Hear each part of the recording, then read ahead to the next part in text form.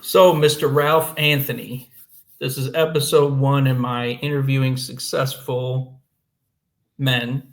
And the reason why I'm doing this interview series, I want to interview successful people for selfish reasons. I want to just make those connections. Um, but also, kind of expand my content talking about, men's lifestyle issues and how to be successful. So as we were talking about, self improvement is a big popular topic. But first, I ought to introduce you. So, international man of mystery, ladies man, one time day trader, or do you still trade? I mean, you're a self made man, so you're successful. But was that what's an introduction you would give yourself beyond that? Is it accurate to call you still a financial guy, trader? Is that how you do business? Yeah, pretty much. I would call myself an entrepreneur Okay, because perfect. I dabble in all different types of businesses, but mainly I've gone back into finance. I started my career as an investment banker in London. I worked for UBS Investment Bank and I hated it. Absolutely hated it. I was like, man, I got to listen to some dickhead tell me what to do. Like, what? Like, I'm not made for this. I'm meant to do my own thing. I Yeah, had a people career. people think investment banking is super fun and a great Oh, lifestyle no. job, but it's the opposite. It's extremely stressful. Listen, it's great to learn from these people. It is the biggest industry in the world. The banks do run the show. They run governments. There's a great quote which says, "Give me control of a nation's currency and money, and I do not care who makes its laws." And that I completely agree with. So I wanted to get in there with the top and see how these people run. Anyway, I did that for a few years. Was an oil trader in London for 2, 3 years, and then I started a bunch of businesses which kept failing and failing and failing. And then Google called me. I worked for Google for 2 years. And then Google opened up my eyes to the technology business. And then I launched my own digital marketing agency, which did very well for 2, 3, 4 years, made me a multimillionaire and, secured my family and bought my parents a beautiful home and secured my brothers, got them out of their 9 to 5s. And then set off on my travels. Off I went. And then I went back into investment banking with my own fund this time. So I've got my own investment fund. I invest in US tech equities, real estate. And over the past year now, I'm building algorithmic trading systems with traders and developers to try and build a more an automated system. All I'm trying to do is buy more time so I can sit here and talk about men's health. That's literally Yeah. it. I don't give a fuck So about investment banking. so eventually you branched out into YouTube, and I watch your videos. Obviously, I think they're really good, and I agree with obviously pretty much everything you say. I don't think there's even a single thing I can think of that I disagree with. But you do talk a lot about like success, what it takes to be successful, and you know how did you become successful? I mean, what was your background? Were you a really good student? That's how you got into investment banking, or did you have family connections in that area, or um, what's the Good question. Yeah, I mean, I think the essence of where my success came from was my mindset that was instilled in me by my father. My dad was a businessman from 13 years old. He grew up in a war-torn country. He got his ass out of that place into the UK, which thank God he managed that. And he instilled this real sense of masculinity in me, which was like, you need to be strong, never give up. He always said to me, fear no one but God. And I was like, what the hell does that mean? I never really figured out what he actually meant by and that. him? you know, Exactly that. yeah, sure. So he really instilled these old school masculine values. And then I had my mum on the other side, who's a wonderful feminine woman, who's emotionally intelligent, who's kind, who's caring, who's loving, who understands me, who cares about my feelings. My dad's like, I don't care about your feelings. Like, this is what you need to do. You need to win. You need to connect with people. You need to network. You need to be strong. So all of these masculine values that he instilled in me from a young age, that shit stuck with me. And I carried that through schooling, and I was never scared of people. I always kind of respected myself and had high levels of self-esteem. So it really came from my father. Was I a good student? I was a rebel student. I got in a lot of trouble. I got kicked out of schools. I always got in fights. And again, that probably came from my dad's masculine side where I just wouldn't take shit from people. I was like, what do you say about me? Bang, straight in the face. And I was like, no, you can't be like this. I worked to a degree. I got good enough grades to get into a good enough university. I went to a good university in London. I went to Imperial College London, and then that was a target university for all the investment banks. So I applied, but again, I was using smart, out-of-the-box tactics. I was calling up HR departments of investment banks. Hi there, I graduated from this university. Listen, I don't care about the rest of your applications. This is the one you need to look at. And I was just trying shit that was way outside of the box rather than just applying like every other idiot because they were getting thousands of applications.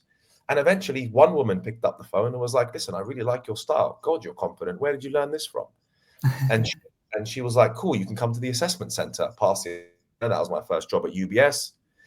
And then my first job as an oil trader was I went to a charity gala dinner, and I was walking down the stairs at the end of this charity gala dinner. It was the Arab Bankers Association dinner. My dad just brought me along to this event. And I was walking down the stairs, and there was this woman with an amazing fur coat flooded with diamonds, diamonds, diamonds. I was like, who the hell is this? So I made a joke because she'd won something in the auction. She bid $32,000 for a $1 bill with a signature of the Bank of England or something. And I said to her, hey, do you want to sell that? And she was like, no, my husband, it's too difficult to ever buy him a gift. He already has everything. And I was like, oh, cool. Who's your husband? Bang. That's when my career really opened up. She was like, oh, he's Mr. Basatny. He owns BB Energy Trading, which only turns out to be one of the biggest oil trading companies in the world. And I said to her, listen, I'd love to meet him. I graduated from this university. I'm an ambitious kid. I really, these are my credentials. And because I named those credentials and she knew my university, she knew UBS Investment Bank, she was like, okay, this guy's no idiot. And he's also got a pair of balls on him. And so she gave me a business, and I see this like Maybach pull up right behind her, and the guy gets out and opens the door. I was like, this woman's a big shot. Like, I'm talking to the right person.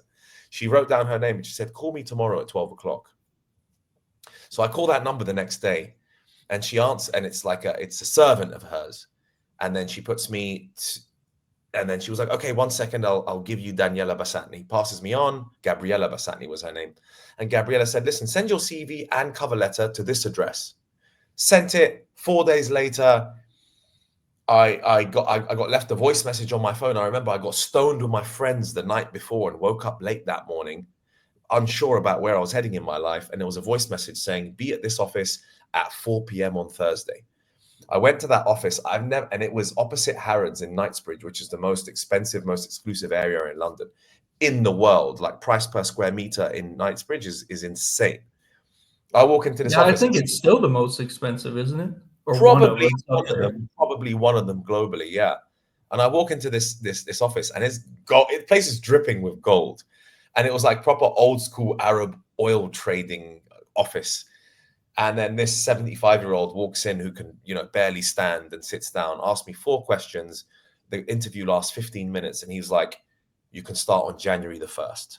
Signs it off, bang. And that was my first job in oil trading. So, forget about the little details of the story. The idea of it is that the masculine values that my father taught me from a young age, which is bravery, courage, fear nobody, open conversations in any environment. You're the fucking man. Do not fear no one. And this woman, she was untouchable. Like, no one was going near her. Her fur coat, her diamonds. She bought this thing. Everyone was like, oh my God, be careful how you treat her. And I was like, I'm just here to have a laugh. Who gives a shit? So it was those things. And I thank my father to this day for instilling those values in me. It wasn't the little details. It wasn't the results that I got in my exams. It was the bravery and the balls that I had on me to believe I could make it. Yeah. So there's a few important lessons in there. So networking is obviously important, but networking is a skill. People with no connections can still network, right? I mean, oh yeah, sounds like you just put yourself in the right place at the right time, talking to the right people. When they have, when they have everything gold, you're talking to the right person. So what would you say the role of just networking and knowing the right people, not beforehand through family connections, but through your own social skills, going out and meeting them? Has that played a huge role in your overall success, would you say? I think networking has changed now with the introduction of social media and the internet. I think networking was a lot more powerful back in the day. Now you want to be known for something in particular. So people will come to you now. So one of my idols is Naval Ravikant. I'm not sure if you've heard of Naval Ravikant. He's I don't think so. a big angel investor out of Silicon Valley, and now he's sort of like this new age modern philosopher Buddha type guy who talks a lot about happiness and fulfillment. Oh, okay. And he said you need to be a somebody and then people will come to you. That's the modern day network. Yeah. The way I was networking back then, it was That still, makes sense. yeah, it was still Facebook. Instagram wasn't that big. It wasn't like people were coming to me. So, when I was 16, which was about 20 years ago, things were still a little bit old school and it was still about who you know. Sure. Now, I think it's important, but I think it's less important because if you are known for something and you put yourself out there on X, on Instagram, to give you an example, I am dating a very high-end pastry expert here. She's a really wonderful, pretty woman who's super smart, and her Instagram page is all about how she's proper high-end. She's been to the best culinary school in the world, and people reach out to her saying, "Hey, we'd love to invest in you and open a shop here in Romania."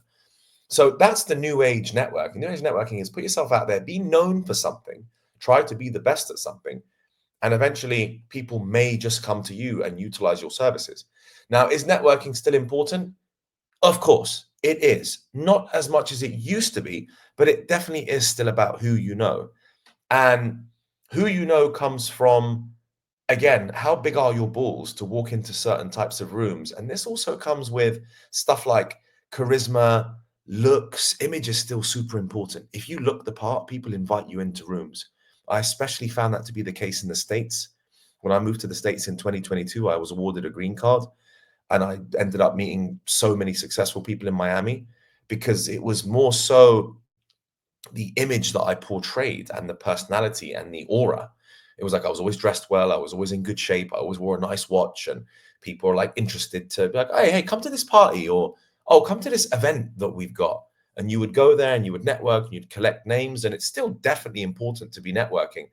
My eventual goal is to help men understand how to go about doing so, how to look the part. There's another guy and he's a good friend of mine. I constantly text him, Justin Waller, who's a big social name on social media. I see you nodding your head. You might be aware of who Yep. he is. Yeah, I know him. Yep. This guy, I absolutely stand for the things that he talks about: dressing well, looking the part, like being sharp, groomed nicely, nice hair, masculine walk. All right, he's got a business to back it. And also I have money to back myself. It's not like I'm walking in completely broke. But the age-old saying of fake it till you make it is extremely important for a young American kid on the come up Yeah. who's 21, graduated from college with a big degree. It's all good, bro. You don't need to be worth 10 mil. Don't compare yourself to other people online. Just have the balls to walk into rooms and to make it, because America is one of those countries where you actually can. Over here in Europe, which I've come back for now for certain reasons, it's much harder to get into those rooms. Europe is still very much family wealth and nepotism, and that money is like hidden away. You don't really hang out with billionaires in Europe. These guys are in the south of France in a villa, cordoned off from everyone else, whether it's in the States. I'm standing in Miami and I'm partying next to basketball players, Lenny Hochstein, who's got a $50 million mansion on Star Island. So, if you're in the States, again, it really is the land of the free and the land of opportunity. Like, have the balls, dress well, have the right image, a certain level of charisma and confidence. You should definitely still be networking, because you're going to sit at home and dry up. You're going to, I don't think we're designed to sit behind screens for 16 hours a day. We're absolutely not. And even Definitely though, not. you might be the smartest dev in the world, you might be building your Instagram page or your Twitter page, your X page, and you should be doing that as well as, going on dates and networking and going out and connecting with people. I think it's fun. If you don't find it fun, then you're going to be that crypto kid launching meme tokens from your basement. Right. That's interesting. So networking is a little bit less important today than it was Yeah. back in the day when we had, more of the old school guys, is about, personal relationships, where they're more impressed with the kind of like go-getter attitude. But I definitely think you're right, because that's kind of what I did with my business. Is I just decided to self-study, become an expert in testosterone and just to some degree other synthetic androgens, and put myself out there as an expert. Once I did that, I don't have to advertise. People come to me. So that makes sense. But you said Yeah. something about image, and that's like a thing historically men. I think it's actually a myth that men never, at least in American culture, never cared about their appearance. I mean, obviously, we used to have more formal business wear and at pretty much every white collar job you can think of. Mhm. But today it seems like there's, like, you look at young men in particular, Ugh. it seems like they haven't gotten the memo. They don't take care of themselves. They don't dress good. A lot of them look like they don't even wash their fucking face half the time. Do you see the same thing? And can you expand on that, just image and why that's important, especially when you're running with other successful people and trying to stand out, so to speak? Yeah, definitely. At the same time, I know you're asking me questions. I'm also going to ask you questions for my audience because I'm going to post this to my YouTube channel. Given that you're a doctor and you talk a lot about testosterone on your channel, on your TikTok page, you got a fair amount of following. So I'll definitely be throwing some questions at you because I want to know the science behind how you also think. I'll answer your question first. I get a lot of stick for this, but I think young men are bloody useless now. I think they have absolutely nothing on men like me. I literally make these kids feel so self-conscious when they walk past me, even though I'm a tender age of 37. These kids with their fashion sense, with their style, thinking that they're going to get rich off TikTok and they're going to be some famous influencer and life's easy and yeah, I'm going to make it and I'm just going to launch this crypto token and yeah, man, like I'm like, you don't know shit. Wait till you get slapped in the face. Like I got slapped in the face numerous occasions daily when I worked in the city of London as an oil broker. I was absolutely bullied, had phones thrown at me and shit. And that was brilliant. That really built me to who I am today. It humbled me. And I think, also again, my father chasing me around with the slipper and the wooden spoon when I was a kid, giving him lip and he'd give me a nice smack. You can't do that these days. You call up social services and they say that you're abusing your child if you give him a little slap on the ass for being a fool. So we've got very soft on the new generation. They have become soft as a result. They think that things come easy. They think that life is easy. They think that they watch stuff on their phone, TikTok, Instagram, Reels. Oh, Andrew Tate, yeah, I'm going to be like him. Yeah, he's so cool. He's so cool. You don't know the shit he's been through. He talks about that. He talks about growing up in Luton, which is a dump just outside of London. I know the area. I fly out of that airport sometimes because most of the flights to Eastern Europe fly out of Luton. That area is a complete dump. So he grew up in a very tough area. He was fighting as a kickboxer. He went through a fair load of shit, and he's still going through a load of shit. The Romanian government are up his ass, and apparently he's in the States. So men that make a name for themselves live very tough lives. And again, the new gen are just too busy scrolling, swiping.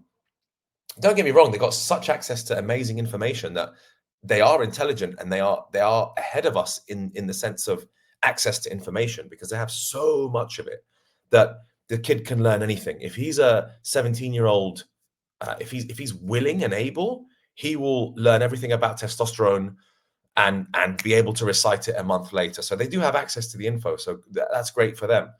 But I think that they've been demasculated in society. I think that the modern agenda, the media, has pushed them towards being a bit softer, and that masculinity is actually not something so positive.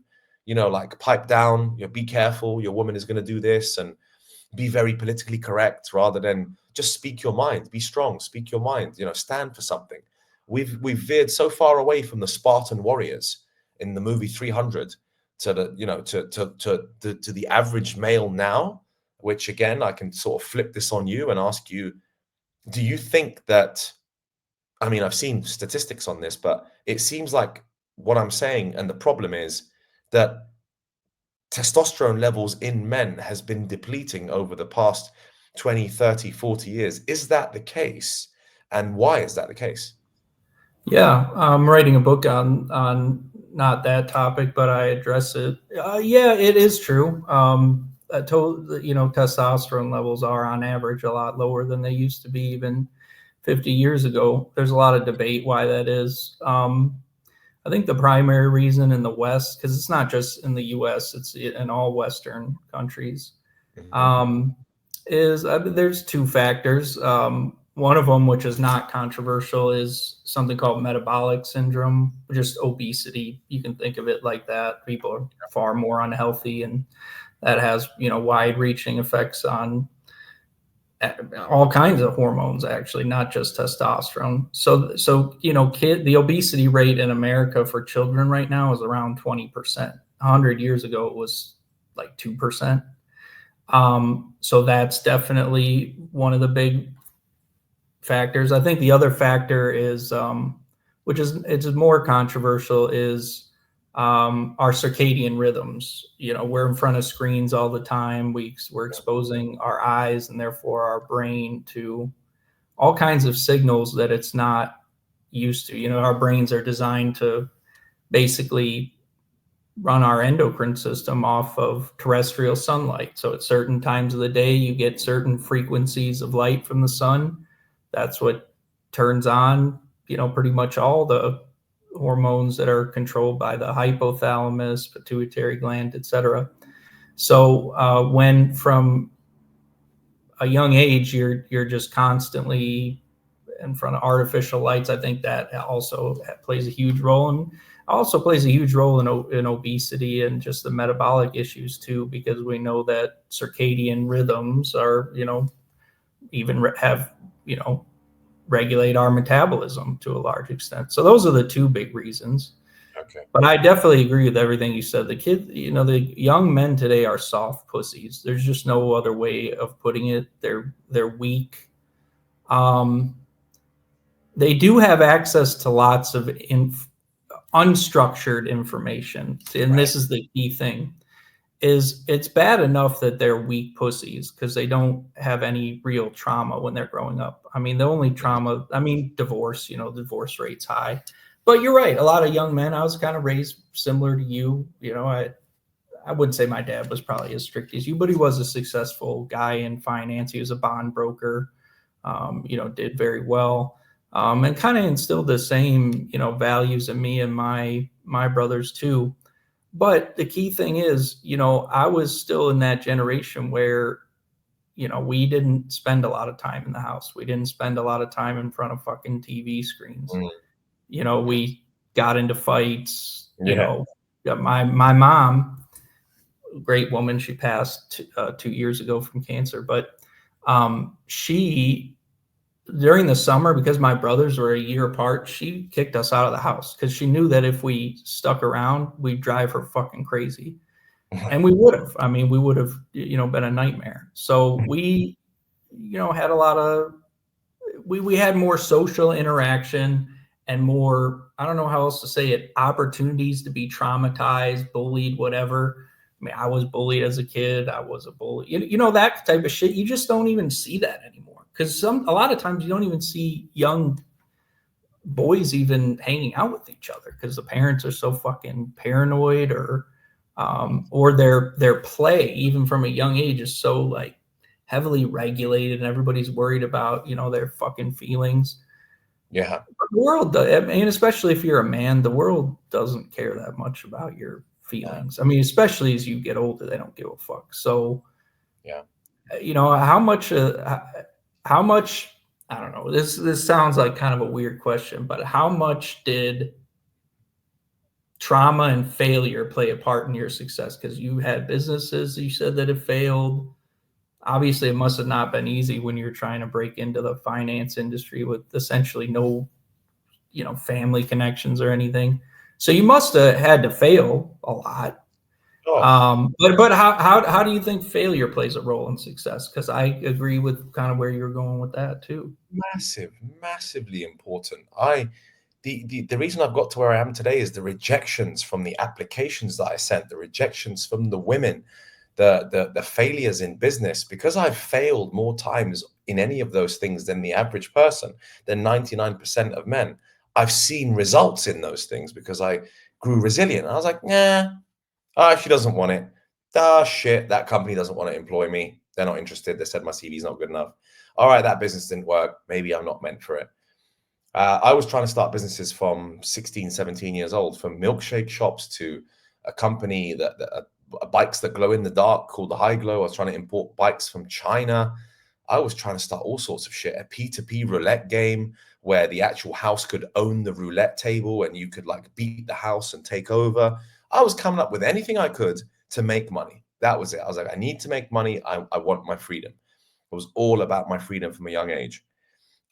Failures with women, numerous failures, approaching, no, get away from me, not interested, got a boyfriend, sorry, in the most random places. It was coffee shops. Again, when I was growing up, like it wasn't about, we didn't have dating apps, we didn't have any of these things.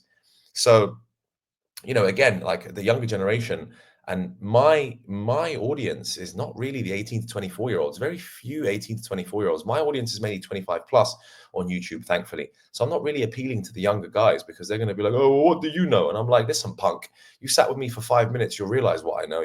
I'll make you feel as small as you've ever felt, because I'll probably intimidate you.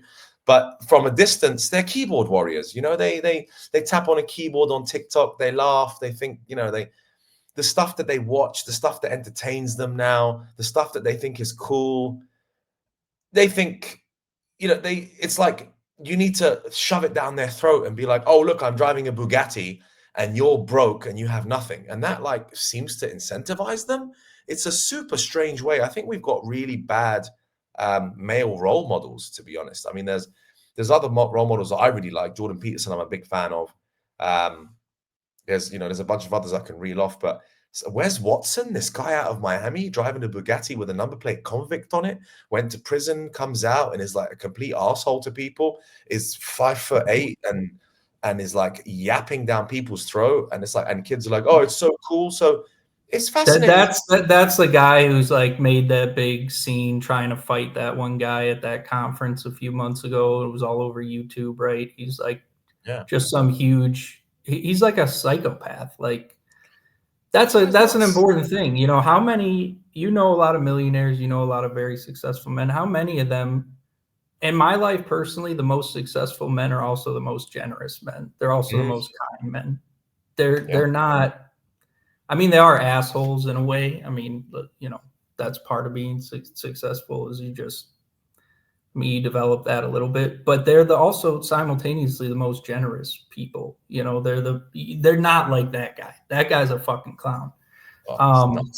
Would you agree with that basically? Yeah. I mean, wealth is silent and nouveau riche, the new rich is very loud, super, super, super loud. I mean, I lived on Miami Beach for a long time. I'm a resident of Miami Beach. I pay my taxes in Florida. I'm a US green card holder. I basically based out of Miami. I'm just not spending much time there. And I'll divulge into why. But all the new rich there are very flashy, very loud. Wes Watson epitomizes the Miami lifestyle. And the real wealth in Europe and in the States is a bit more silent, like some senator living in, I don't know, Connecticut. He's not out there on social media with his phone yapping down people's throats. So the youngers are looking up to certain people that not necessarily the algorithm is pushing. The algorithm's pushing it because people are interested in watching that crap. So a 17-year-old kid is watching Wes Watson with his big muscles and his fake titty wife and the Bugatti thinking, well, I want to be like that. So that's who they look up to. So that's what's being promoted, not this scientist who is, changing the game with his views on, steroid use being extremely dangerous. And we ought to be careful of the likes of Wes Watson who might be pushing it. I don't know. So I think the wrong thing is being pushed down people's throats. You can't necessarily blame the younger generation. You asked me before, the question before this, I don't think I really finished it off, but I don't want to blame the younger generation so much for their faults, because it's what's around them. You're a product of your environment. If you scroll TikTok and IG on YouTube Shorts all day, you're just getting, big tech controls our minds. Zuckerberg's literally got us in his little cage, dangling the carrot, because they need the quick hits. And again, young people's attention span is so short now, and even us adults are losing our spans. So You need to entertain them quickly. And how do you entertain them quickly? You don't give them scientific data. That doesn't entertain a 17-year-old kid. What entertains a 17-year-old kid is a Bugatti speeding down the road and a flashy watch and some diamonds and a big yacht. Hey, look at all this glamorous stuff that I've got. You could also get the same thing too. So the kid thinks that that's where he really wants to be. Oh, I want to be an influencer. Not, hey, do you know what? I want to be a nature conservist, or I want to learn about deforestation and how that's destroying the world. That's not glamorous anymore. And we need those people. Less influencers, more scientists, please. More engineers, more scientists, less influencers. But the world we live in now is a massive trap. Everyone's, at least you and I can filter this a bit more. We're not 21 years old. We've been through a bunch of life experiences. I can at least filter through, and it still gets to me. I'm still damaged by what I watch on social media. So imagine a 16, 17-year-old kid who's not really fully developed, hasn't got all the experiences. He becomes a complete product of his environment, which is, Tate, and I love Tate for calling this, Tate calls it TikTok mind. It's literally TikTok mind. And people have asked me, like, have I met Tate in Bucharest? I have. I've met Tate and I've met his brother. I respect them both. I know Justin, and that was my connection to Tate. I don't regularly talk to Tate or anything, but I respect that he just says it how it is. He's like, you little dumb kid with your TikTok mind. But then he then leads you to the funnel to buy his $49 a month real world university.com. So he's great because he brings you down, makes you feel like shit, and then says, yo, if you want to get rich because you're a brokey, $49 a month, sign up to this and you could learn how to do it. So he's actually a marketing genius. Yeah. And what he says is true, because it's basically what you just said and what I said is basically to get the big titty woman with the expensive car and a lot of money. 99% of men who get that the road there is paved with suffering, failure, getting punched in the fucking face, literally, if not metaphorically, but sometimes literally. Yep. So yeah, I mean, I would definitely agree with that. So yeah, the kids, the young kids, especially, the ones that are teenagers now and growing up, they grow up almost detached from reality. They have impaired reality testing. So yeah, they think social media is reality, but social media is not reality. In fact, it's the opposite of reality in most cases. Distorted reality. Another thing for young men, so that success. I think we busted a lot of myths there. How about dating? A lot of young men are single. I think they said 60% of men under the age of 30 haven't had sex in the last year. So I talk about that sometime because that's a medical issue partly. I mean, sex is a basic biological human need, and when you have 50%, over 50% of the young adult male population essentially not getting a basic need met, that has huge long-term societal ramifications and issues. What do you think is behind that? I mean, what are your thoughts on that in general?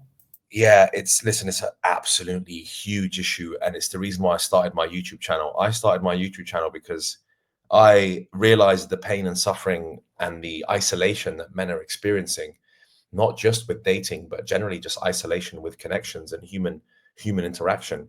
So I started my channel to be like, I need to fucking save the world. I need a bigger purpose. And God put some interesting things in my face over the past couple of years that made me realize, okay, I better step up. That's a conversation for a whole nother time. But what's the reason for that? Again, if you have no confidence and you're being a pussy and you've got no real masculine values and you're scared to offend a woman, and you think if I invite her back to mine, I need to ask for consent. This is the type of shit that we're hearing now. Like when they hear in the news that that this guy's gone down, and who was the guy that Amber Heard? There was like a big problem with Amber Heard, and who was the guy's name? You're talking about Johnny Depp. Yeah, Johnny Depp, exactly. He had an issue with her, and she's, look, I completely understand that women have been mistreated in the past. I will not deny that at all. And I do believe in equality. And I'm by no means a feminist, but I do believe in equality. I believe in equal pay. I believe that if a woman and a man are competing for the same role and they're equally qualified, or she's more qualified, then yes, she should get the role. Absolutely, she should get equal pay. So I'm all about that. But that's come as a result, the ramifications of that is men not becoming more masculine, women becoming more powerful.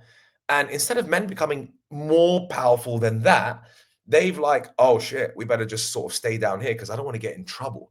I'm scared if I say something, I could go to prison. Oh, she might scream rape. Oh, she might do this. But if you understand how to approach a woman in the right way, again, my father was such a badass with this stuff. He told me there is always there is always a correct approach and an incorrect approach. There's always a way you can actually capture a woman's attention if done in a gentlemanly manner, right? So I've never had any allegations put on me, and I've spoken to thousands of women and dated plenty. I don't want to say how many women I've slept with because it just doesn't sound nice. And again, if there are women who will watch my YouTube channel and be like, "Oh, what? Disgusting." Um, but there's a way that you approach women, and men are just scared to do that. So instead, what they use is they use dating apps. And honestly, yeah, dating apps are useful, but dating apps are only good for the top 10% of men who are Yeah. like extremely good looking. You've got a bloody Chad face, they call it now, and it's your Mhm. like symmetrically amazing, six pack, great body, top 10% looking. They're the ones that clean up on dating apps, which leaves the Sure. rest of the guys, the rest of the 80-90% with the absolute scraps. And they're probably like, this isn't working and I'm not really getting much out of this. And let me just watch some porn because they've got that kind of short-term dopamine at their hands. So that's the other scary thing, the fact that they can watch some porn, fantasize over something, and just get their quick fix. And once he's blown his load, he's like, I don't need to text these girls or go out and hit up girls in a coffee shop. So it's the access to short-term dopamine that's a massive issue. It's the fear that these men have, the lack of masculinity, the lack of understanding how you approach people, and just the sheer unwillingness to understand how to approach people in real life in face-to-face situations. Just speak to her in the coffee shop. Stop her on the street. What? Oh no, I can't do that. She's getting on with her day. Who gives a shit about her day? Yeah. Like your day is more important. So again, it's kind of instilling. I call it now. Back in the day, I studied game when I was like 21. I read the book The Game by Neil Strauss, and it was The Game at that point. But I now call it deep inner game. It's not necessarily what you say. It's, are you confident and charismatic deep down to open up a conversation in any environment to the point where you don't care about the end result, right? You are outcome independent. You're just trying to be friendly and social. Even if you're an introvert, you're just trying to be friendly. You're in a coffee shop, you turn around, you just say some random shit. You're like, hey, you know what? I don't know what to drink today. What are you getting? Just open up conversations. But yeah, so it's those factors. It's dating apps are taken up by the best looking men, and they do all the sweeping. And women have high expectations of the kind of men because of social media. Again, the kind of men that they scroll through and look at, so they don't want to be seen with an average guy. And men are just useless at face-to-face interactions. Even the best-looking men that I've seen, like handsome, tall men, have no idea how to actually react and treat a woman. They get all Yeah. soft. And But those are the that three. takes practice, right? I mean, a lot of guys too. This is part of the problem, like because it's something like 96% of people meet their future spouse online. Okay, so all the young guys are on these fucking dating apps. They're probably not that successful if they're 90% of men, exactly like you said. But then that's also a problem because then you insulate yourself from rejection, because you're not, even when as you're being rejected, you don't really. I would probably feel shitty to be on a dating app paying for it for a long time and not getting any results. I'm sure there's a sense of rejection in that. Definitely. But is there value in talking to women that are complete strangers and having them tell you fuck off? Like, is that a valuable thing for men to experience? So the answer is yes, but ideally you don't want to get the fuck off. You want to be actually trained, and this is something that I am starting to offer now. I offer one-on-one consultancy, but my aim is to train men how to speak to women so they don't get the fuck off. Now, they might get the, I'm not interested, I've got a boyfriend, I'm sorry, I'm busy right now. And that's okay because women have a million different ways to reject you, right? Sure. But it's being fine with being rejected is absolutely key. Okay, you don't want to be rejected 20 times a day. Like eventually you want to just at least get one phone number. Let's say you speak to 3 or 4 women in a day, you're in a coffee shop, you've decided to devote 1 hour to approaching women in this particular coffee shop or on this particular street without being a creep. Obviously, it's one of my big values. Like, do not be a creep. You know, be gentlemanly. We think about what would James Bond do in this situation. So you want to dress That's well. not a bad way to think of it, I guess. Yeah, James Bond is the slickest guy. You know, I mean, it does also help to have a British accent and to be dressed that smoothly Yeah. and to be good looking. I understand. But you can do things that improve your look. And is it beneficial to be told to fuck off by a woman? Not that particular term, but it is beneficial to be rejected so that you realize Rejection. you've lost nothing. You've literally lost nothing. Your pride and ego gets slapped down. But the sooner you realize that your pride and ego, you hold too much of that and you hold it to such a high degree that one woman telling you she's not interested, get away from me, really doesn't define your life. And goes back to what I said at the beginning. You've got to embrace rejection. You got to just take the damn hits, keep getting slapped down in the boxing ring and being like, I'm going to stand back up again. I'm going to take another hit. I'm going to eventually land one punch somewhere. And that could be the love of my life. It could literally be some girl who just connects with me and it just so happens to work. So a lot of these guys are like, oh, you know, on my YouTube, like, how tall are you? Oh, you're lucky, man. You're like 6 foot with shoes, bro. You're like so lucky. And They come up with all these pussy excuses, you know, it's just, yeah. I mean, I get it, you know, but that's actually why you should approach women because, you know, on the dating app, they filter guys that are under 6 feet tall, whatever the fuck they do these days. But we'll talk about American women and Western women in general in a second. But that's also like most guys, I don't think realize the advantage they have in cold approach that they don't have online. Like, first of all, she has to interact with you. She judges you based on how you're. A lot of times it isn't even based on your looks. Probably it's a lot of it. I mean, and partly it is okay, but a lot of it is based on your confidence and not necessarily what you say, but that you're not a fucking creep, that you seem like you carry yourself well. Like that matters a lot with women. Whereas like, you know, guys, like if like an obese like land whale came up and talked to me, like I'm not going to be like impressed by her confidence. Like I might be impressed by it, but it's not going to like make me attracted to her. Exactly. But with women, it's a different story. It is.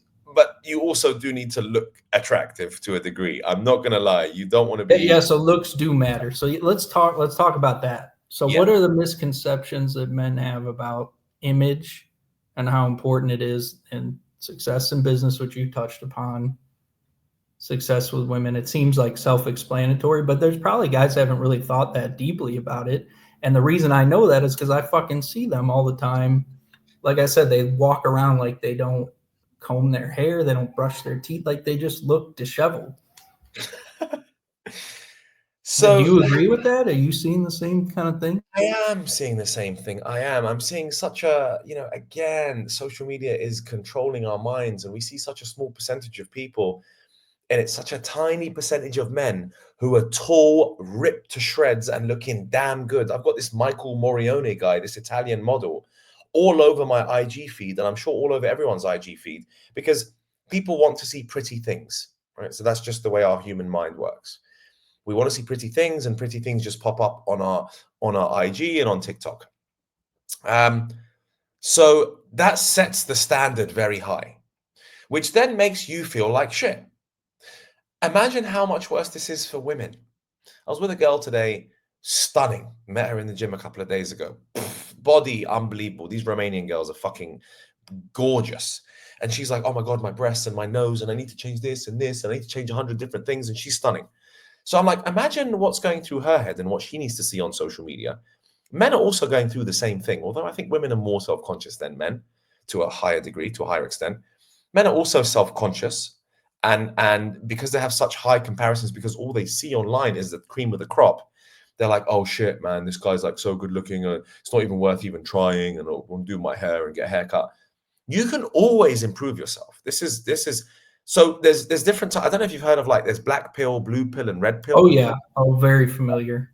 So I'm more of a red pill kind of guy, and my definition of red pill is you can always improve. Red pill guys are like, there's always something I can do to fix my situation. Black pill is very much state of the fact. Yeah, Oh, bro, black he's pill 6 foot. it's over. If you don't have good facial genetics, you're not Exactly. 6 feet tall. You're fucked. Yeah. And I don't think that's true at all. But yeah, I think I agree. there's an element of truth to black pill. I think you have to be aware of black pill, but do not be absolutely sucked in by what black pill represents, because you'll have a lot of problems. And then you got blue pill, who are the guys that are just completely oblivious to this shit. They'd be listening to That's most men still, unfortunately. yeah, and you know what? A lot of men are kind of realizing that the game has changed. Yeah, you do have to take care of your appearance. You do have to carry yourself well. What about you? So you live in Miami part time, or you're American citizen, whatever. I'll tell you about me. Number one, Yeah. dating for me, I don't fuck with American women at all anymore. I had a lot of success with them. So it wasn't an issue of, none of them wanted me or anything. I live part-time in Mexico because of the dating atmosphere. Like, I just like the women so much more. I think, like, men and women, we're talking about men, not blaming them, but a lot of the problems I think with Western women is a result of Western culture and social media culture. Oh, yeah. So without delving too deeply into that, yeah, I just said I'm fucking done with them. I like dealing with Latinas, preferably ones that are not as Americanized. Everybody's Americanized to some extent, because of technology.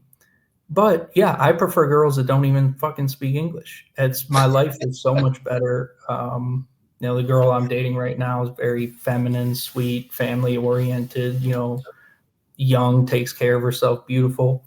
And that's what I prefer. What about you? And first of all, do you agree with what I said?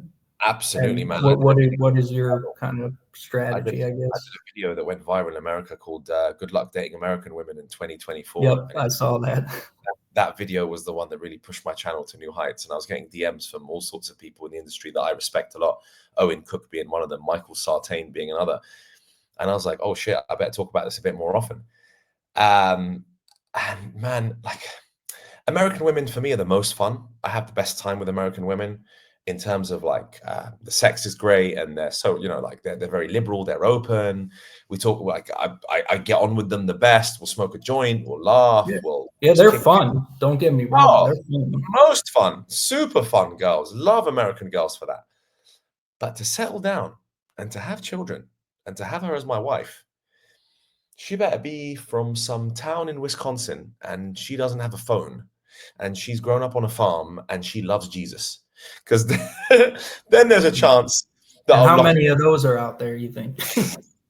Again, a small town girl is exposed to everything. So even these, we have we say some funny shit over here in Romania with me and my boys. We're like, even the girl in Moldova, which is a tiny country just north of Romania, even the village girl in Moldova, that's a 9 out of 10, is getting invited to private jets and to dinners in Dubai because of the reach of social media. So, and if that's happening with those, then imagine what's happening with these American girls who are much more out there with their Instagram. At least the Moldovan girl's got like 2 posts, doesn't want daddy to see, otherwise daddy will get really annoyed. But Yeah. LA, New York, Miami, all the big cities, Chicago, she's putting herself out there because she's taught to do so, Yeah, baby, Miss Independent, I got to do this. I got to put myself out there. I'm the boss. I'm a boss bitch. Cool. All right. Yeah, I don't have a problem with you thinking you're the boss bitch. I just don't want to marry a boss bitch. Neither do I want to have a boss bitch as a girlfriend, because she's going to act like the boss when she's not. I'm actually the boss. So yeah, they are when it's convenient and not when it's inconvenient. Yeah, there's definitely. that, and there's also the laws. I mean, you are absolutely not backed by the government. The government is against your ass. Now, I don't know what it's like with the Trump administration now, where there's necessarily that many differences. But if I'm to marry a woman in America and a year later she changes her mind, she takes half my shit. Hey, at least half. Yep, I went through a divorce. Yeah. How was that? Torture, the worst experience I've ever had in my life. But Oh, man. a lot of my patients actually go through divorce. That's how they end up at a TRT clinic. See, because divorce is so traumatic. Yeah. It's like one of the most common traumatic. I hate to keep using that word because it sounds kind of like fruity, but I mean, that's what it is. It's like rated second or third behind like having a child die or being diagnosed with non-terminal cancer. It's like the third or second most stressful life event. So yeah, I mean, no, it wasn't fun. It was torture, but it caused me to start my own business, start several businesses, and improve myself definitely. I was 330 pounds, Wow. 6 years ago. Yep. So yeah, it spurred a lot of change in me that was definitely positive long term, but in the short and medium term, it was fucking terrible. So yeah, no more marriage to American girls for sure for me. Yeah. Ever again. Doesn't really make sense. They're not feminine enough. They're feminist, and No, I don't want. definitely. I want a feminine woman. Also depends. I don't think a feminine woman is for everyone. I think some beta type males. I don't want to be like, and that's not a derogatory term, right? Being a beta male is not necessarily always derogatory. You're just a guy who needs to be led by an example. So if your woman's like an alpha female and you're a bit more low key, then maybe she can make more of the decisions on your behalf. So I think that relationship can work. There definitely needs to be someone that wears the pants in the relationship. So I'm trying to be a bit more fair here to these sorts of males who are like, yeah, no, she can make the decisions, she can be the boss. Now, my problem is that if another guy comes along and he's a bigger boss than she is, does she then, monkey branch over to that guy? So that's where my issue is. And it's so easy to do nowadays, right? There's so many ways that they can do it. It's just so easy to do. Crazy number of options. Yeah, I before we end this, I kind of want to dig a little bit deeper into what you do because I like the fact that I'm talking to a qualified doctor. I like the fact that I looked at your TikTok, you got a fair amount of followers. You talk a lot about steroids and you talk about testosterone. What is the message that you're ultimately putting out there? Do you agree that should people use steroids? Should people inject TRT? What is your take on this with young men and adults? What I would say young men would be no to either. Definitely if they're under 30. TRT, testosterone replacement therapy, is, I think, extremely important in the modern era where we have, like we were talking about, testosterone levels are significantly lower. There's all kinds of environmental factors and why that is. So I think it's very underutilized. I'm an expert in using testosterone, not just for men with so-called low testosterone levels, but I use it to treat metabolic syndrome. So men who are obese, have diabetes. It's not the only thing I do. Obviously, they lift weights, diet. It's, a lot of times take other weight loss drugs, whatever. But that's kind of where my expertise is. So for most men, especially after 40, definitely it's very, very underutilized, particularly if they have abnormal body composition. I think the benefits for most men who are obese, 80% of men who are obese also have something called metabolic syndrome. So their obesity is advanced enough that they have chronic inflammation, they have risk for other disease. So I think testosterone is extremely underutilized from that sense. Now, anabolic steroids, I don't think are safe. And in fact, I think they're far more unsafe than people realize. And I got into this, I'll be honest with you, my business, I take care of some guys on steroids, some big name, people. I got into it as very selfish, but because I really wanted those big name clients. I wanted to, like you said, find a niche that a lot of other doctors weren't occupying. Most doctors don't like dealing with steroids, people on steroids. First of all, I kind of like the types of guys that would use steroids because they're just kind of more like my type of guys. They're more like independent minded, little bit risk taking, their independent mindedness can be a little bit of a nuisance sometimes, but on the whole, those are like my types of people. So I like those guys, but is it safe? No. And unfortunately in the UK and in the US amongst young men, the use of steroids is exploding. Wow. And there's kind of a debate as to why that is. Some people think it's related to what you were saying with the whole, men have more body image issues these days because of, like social media, they see all these guys that are jacked or whatever, want to be the same way. So that's probably, part of it. But yeah, I don't think they're safe. I mean, there's not a lot of research on it. And I do a lot of work to try to counter the propaganda that it's okay with me if people want to use steroids, like if they're, over 30, their brain's fully developed. That's your life. But a lot of these young men using it, I think it definitely causes lifelong problems. There's a lot of irreversible cardiac issues and stuff. So I guess to answer your question short, testosterone very underutilized, especially in middle-aged American and Western unhealthy men in general, can be very helpful. Steroids, though, I think are really far more dangerous than people realize. And some of the research evidence that we have on that, there's not a lot of studies on steroid users, believe it or not. Right. But the research evidence that we do have, it does shorten your lifespan significantly to use synthetic androgens non-medically.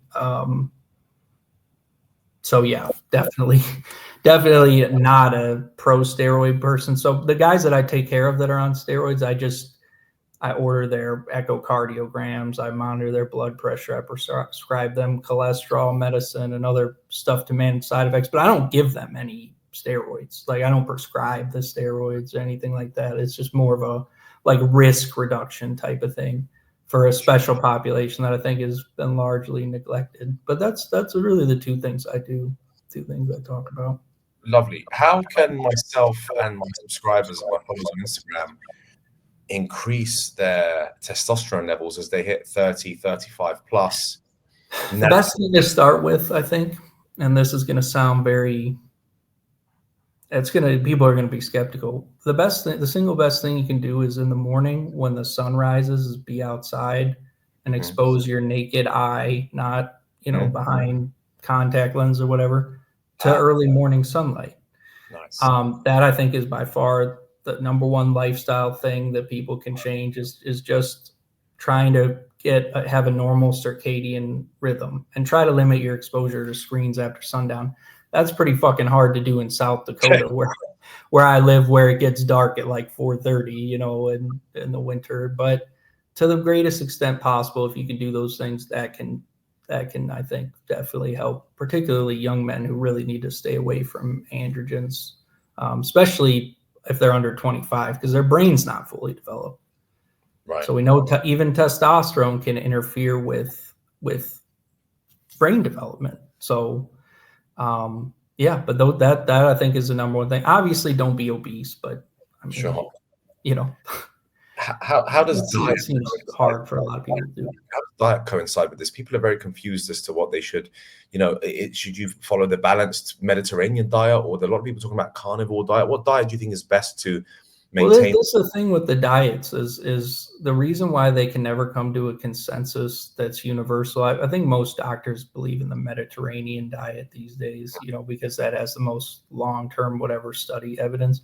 But I think the reason largely why some studies show benefits for like keto, some studies show benefits for like a vegan diet, and others show opposite or even harmful effects is because ultimately it goes back to what I think I was saying about our circadian rhythm. This is what my book is about in part, is that what we're learning is that a lot of chronic disease, especially obesity, is a disease of mitochondria. I don't know if you know what mitochondria are, but they're little organelles that are in every cell except red blood cells and a few other cells, but they make energy for the cell. So what happens is if you have an abnormal circadian rhythm, that sets in place a cascade of other things to make the really long story short, that just makes first the cells in your liver and your skeletal muscle function abnormally, meaning they can't generate energy.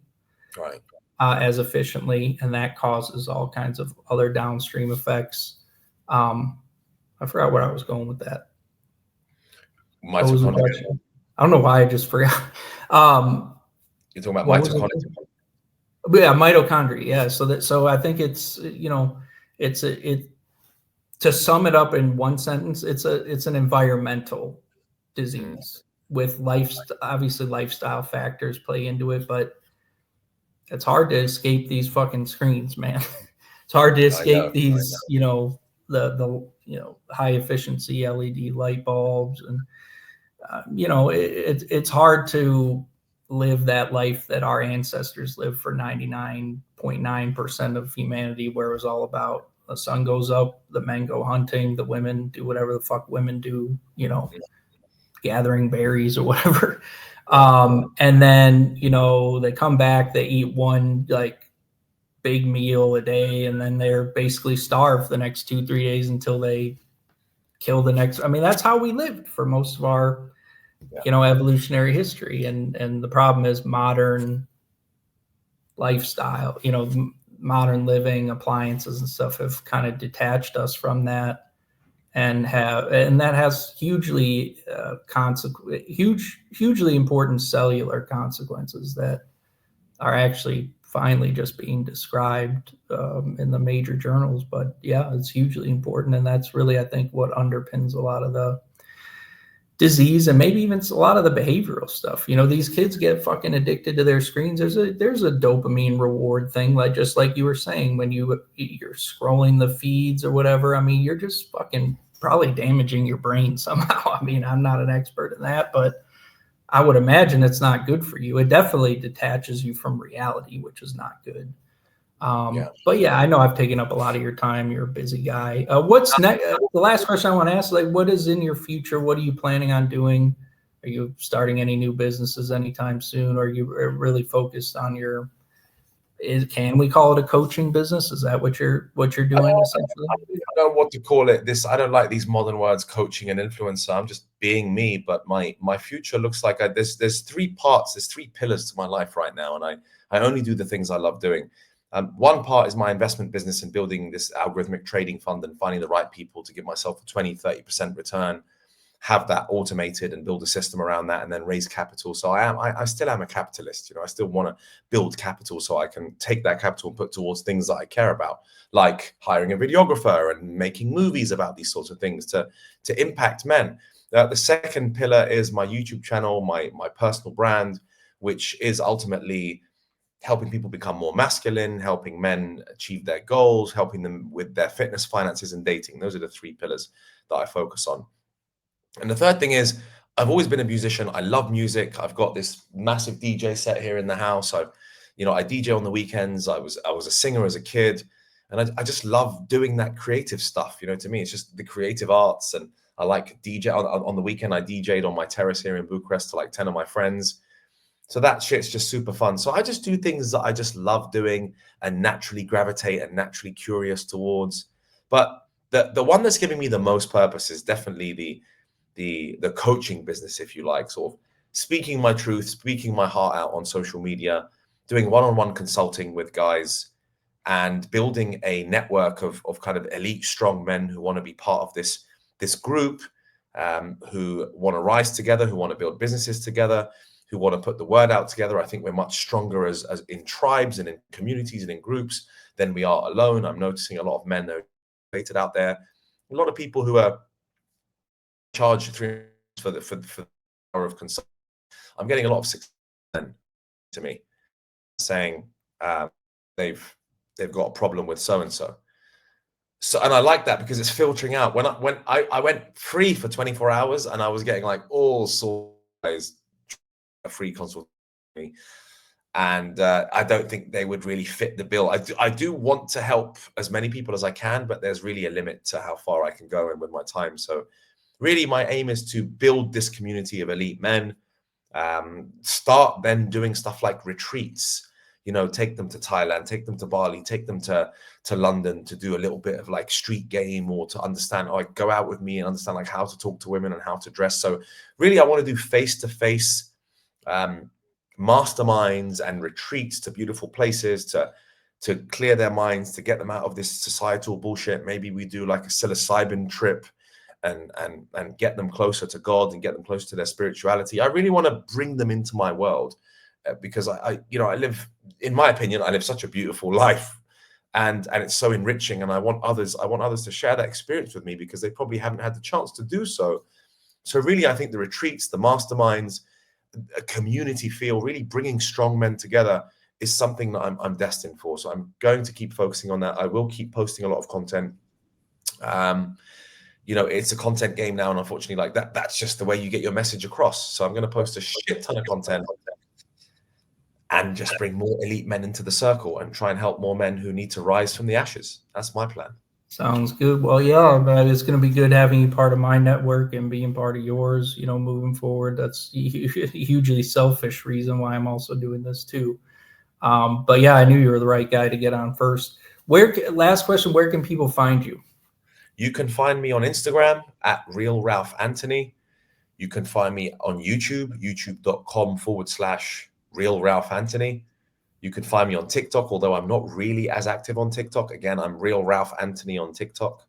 So my hashtag is Real Ralph Anthony across Instagram, YouTube, and TikTok. But I do read all my DMs on Instagram. If you DM me, as you did, you can see that I read them.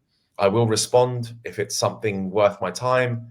Given my time is valuable, I will respond. So they can DM me if they want to do collabs, if they want a one-on-one consult. And if they want to watch some YouTube videos, then yeah, they can go to my YouTube channel. And if they want to email me, I will read my emails. It's realralphanthony@gmail.com.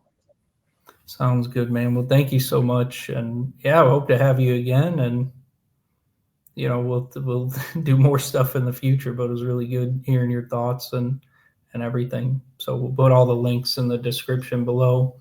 And yeah, appreciate your time. Good stuff. Thanks very much, man. It was a pleasure.